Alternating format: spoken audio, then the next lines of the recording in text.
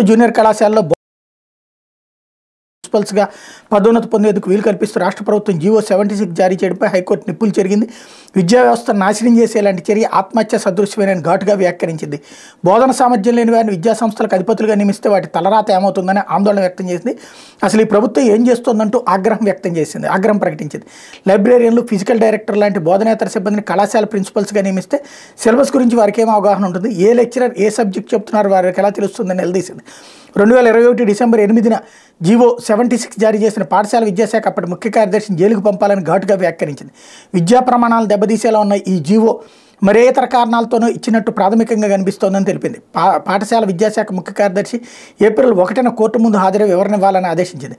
ప్రభుత్వ జూనియర్ కళాశాలలో 197 మంది లెక్చరర్లకు ప్రిన్సిపల్స్గా పదోన్నతి కల్పిస్తూ ఇంటర్ విద్యా కమిషనర్ ఈ నెల 15న జారీ చేసిన ప్రొసీడింగ్స్ను సస్పెండ్ చేస్తూ హైకోర్టు సింగిల్ జడ్జి ఈ నెల 18న ఇచ్చిన ఉత్తర్వులు ధర్మాసనం సస్పెండ్ చేసింది. తదుపరి విచారణ ఏప్రిల్ 1కి వాయిదా వేసింది. హైకోర్టు న్యాయమూర్తులు justice G Narender, justice S హరినాథ్తో కూడిన ధర్మాసనం గురువారం ఈ మేరకు ఉత్తర్వులు జారీ చేసింది అన్నటువంటి వార్తని హైలైట్ చేశారు. మేనన్లోడికి